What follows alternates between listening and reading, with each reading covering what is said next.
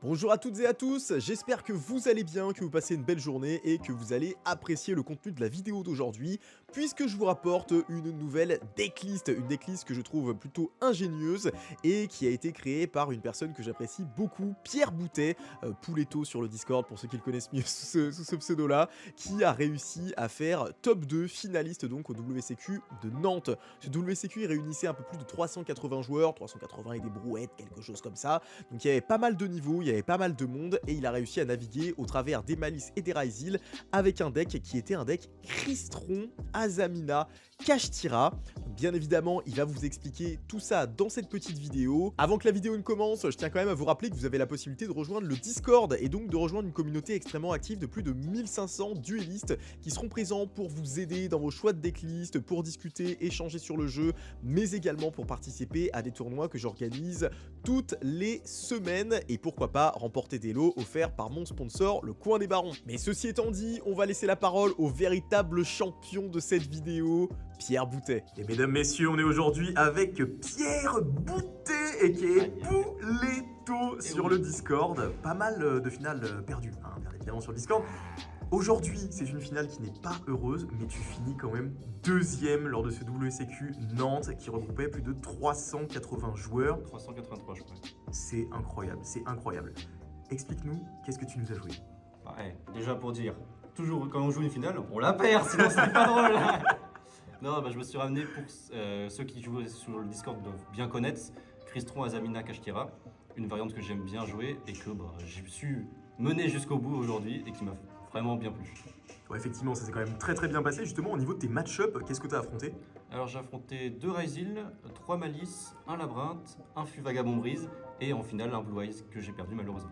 Malheureusement, c'était un petit peu compliqué, mais globalement, ça s'est bien passé. T'as réussi à museler la méta, notamment les Ryzil et les Malice. Ouais, Ryzil, je savais que c'était un match-up un peu dur, mais que j'avais des moyens pour jouer contre. Malice, mon side est fait contre, entre guillemets, donc ça m'a bien aidé et j'ai su le toucher au bon moment opportun. Et après, les autres decks de la méta, je les connaissais plus ou moins, et donc je savais à peu près quoi faire potentiellement contre chaque deck. Et ben en tout cas, ça se passe très bien depuis que tu ne joues plus synchronique. Qu'est-ce que Bon, je sous-entends là? Ceci étant dit, on va passer directement à la decklist. Montre-nous comment est-ce que tu as réussi à obtenir ce résultat. Eh bien, pour montrer tout ce qu'il y a en premier lieu, la partie Crystron. Donc en termes de magie piège, on a les régulars entre guillemets, donc les trois magies qui sont 1-4 combo, la one off trap parce que c'est une très bonne carte. On retrouve également les 3 tristes, c'est des goats, les meilleures cartes du deck, non je rigole. Souffle 3, parce que on aime aussi le voir, et vu qu'on joue avec Kashtira et Azamina, on va avoir des bodies sur le terrain, qu'on va pouvoir tribute pour invoquer normalement ce monstre-là, et quand même en start si jamais on a des problèmes. 2 tigres, parce que c'est une bonne one-off et qu'on peut l'envoyer avec Shuribini. On n'a pas spécialement envie de le voir en main, mais des fois ça nous sauve la mise, donc c'est toujours bon. Et en one-off, un Sulf et un Tis. Globalement, ils n'ont pas forcément besoin de plus. Et ils sont généralement là pour faire toute la loupe et chercher un peu tous les names nécessaires pour qu'on fasse un board relativement correct. Donc voici pour la partie Crystron. Donc en soi, j'ai pas compté le nombre de cartes, mais ça doit faire au moins une bonne 12-13 cartes. Petite question à propos de Tristaros, justement, toi tu le joues en 3 exemplaires, alors qu'il y a beaucoup de personnes qui le jouent en 2 exemplaires. Ouais. Il y a une raison pour ça? 3 exemplaires parce que c'est une très bonne norme, voire une des meilleures normes du jeu. Et accompagné ça peut bait des cartes ou autres quand on veut start avec inclusion, et ça peut également permettre de faire des synchro 9 avec les Kashtira ou même Diable qui nous permet de partir derrière via son effet dans le cimetière. Carré. Donc pour la partie Azamina, une seule Diable, on peut potentiellement la jouer à 2, mais j'aime bien la jouer qu'une seule. Et elle est belle, hein, cette Une ulti récemment obtenue. Regardez-moi ça. 3 wanted pour essayer de les chercher autant possible, et 2 déceptions et un sanctifié. Les déceptions, on pourrait passer à 1 potentiellement, mais à 2 j'aime bien, je la vois assez souvent et ça reste une bonne carte. Donc voilà pour l'engine Azamina. Donc je vous spoil entre guillemets, il y aura des fusions dans l'extra deck, sinon ça serait un petit peu bizarre de les jouer. Et pour la partie cash, 3 terrains, 3 Fenrir, une Burst et 3 unicorns. On veut essayer de les voir parce que ça nous permet de jouer sous l'ancéa s'il y a des problèmes. Et c'est des niveaux 7, avec Diable ça peut faire Dracosac, et même avec du coup Tri ça peut nous faire Croco, qui nous permet de start également. Et ça reste des bons moyens de push les boards adverses. Et à eux seuls, entre guillemets, ils m'ont réussi à me faire gagner des games où j'étais en lancéa sous 1 voire 2 tours. Donc des très bonnes cartes. Et donc, je joue à 48, donc pour accompagner tout ça, je joue pas mal d'entrap, enfin pas mal, ça se discute. 3 H régular, 3 imperm régular, 3 nib, 3 droll, 3 droplets et 2 TTT. Alors pas de mulcharmy, parce que je les ai pas globalement, donc j'ai essayé de bricoler avec ce que j'avais. Troll parce que c'est sympa dans certains match-up et on aime bien les voir généralement dans ces match-up là. Nib très impactant dans le format donc on va pas s'en priver.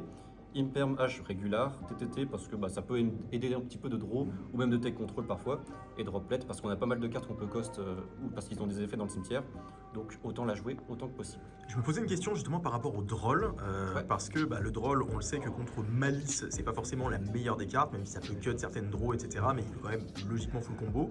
Est-ce que ça t'est arrivé de draw droll dans ces situations-là? Et deuxième question, est-ce que ça a pesé dans ta décision? Est-ce que tu t'es dit, peut-être que contre Malice, ça va être compliqué quand même?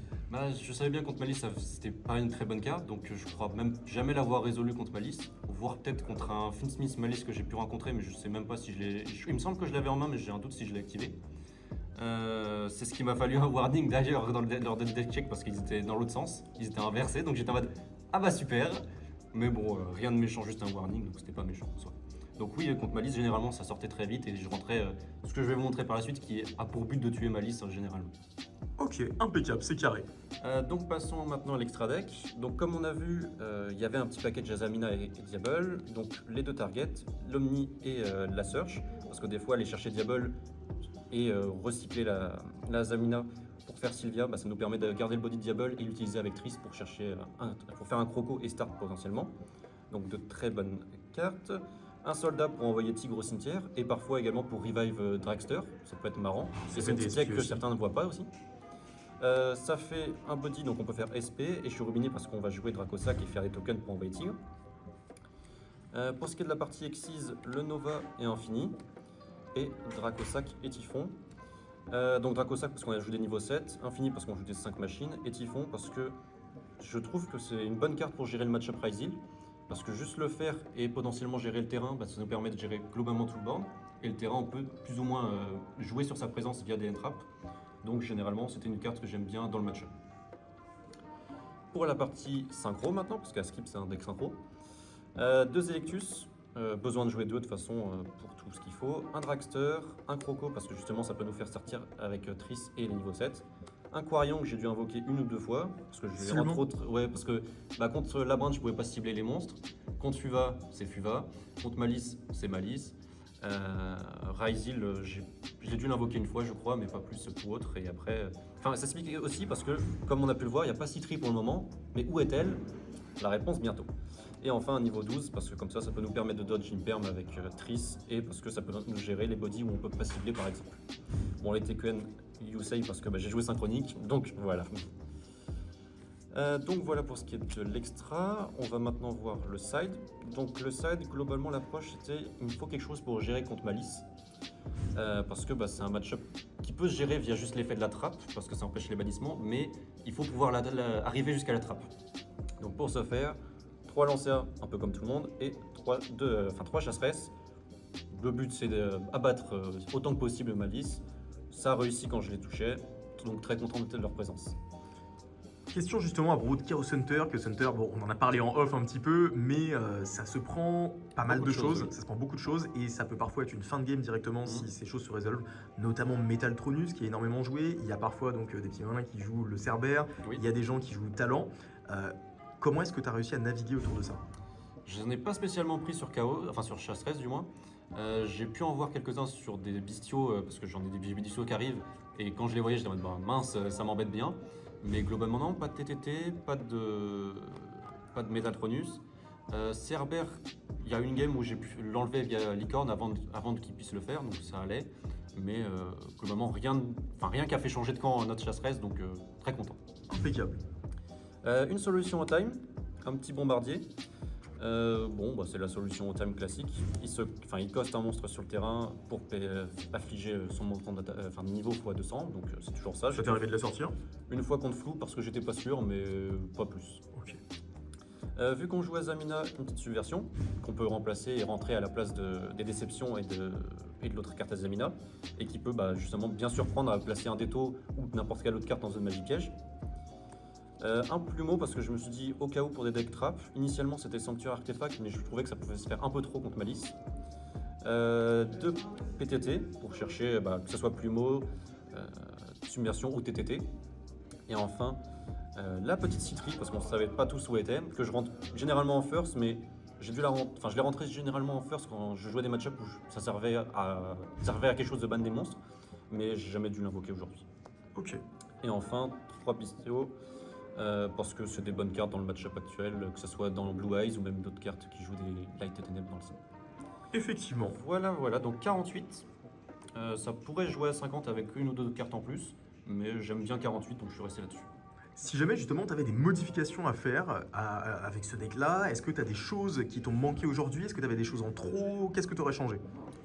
Si j'avais des Mulcharmy, je les aurais bien rentrés. Après, sinon, j'aime globalement les ratios et ça me correspond. J'ai joué avec ça toujours à peu près et je pense que c'est ok. On pourrait peut-être essayer de rentrer certaines synchros intéressantes dans les différents match-ups, comme Samurai pour jouer contre Nib, ou même Mekaba également. Petit Nib Nova, ce qui est arrivé, mais bon, surprenant. Et sinon, même peut-être la Speedruin niveau 5 qui permet de passer tout le monde niveau 5 justement contre Isil. Mais pareil, je l'avais pas. Mais non, globalement à peu près content du deck dans l'état actuel. Et en tout cas, félicitations pour ta performance, ça fait plaisir de te voir à ce niveau-là. Je t'avais dit, fallait arrêter synchronique, fallait passer à autre chose et ça se passe très très bien pour toi. Donc vraiment, félicitations. Est-ce que tu as des shout-outs? Merci déjà à tous les gens du Discord avec qui j'ai pu jouer ou m'entraîner, etc. Parce que ça reste de l'expérience pour le gameplay. À tous les gens d'Angers, parce que je joue principalement d'Angers, donc forcément je vais essayer de leur dire un petit merci. Et puis voilà, oui. Et merci à ceux qui ont pu regarder la finale et qui m'ont pu m'encourager malgré le skill drain. Ça arrive de temps en temps. Et en tout cas, on te souhaite le meilleur pour la suite. Merci pour tout. Merci à toi aussi. Excellente journée.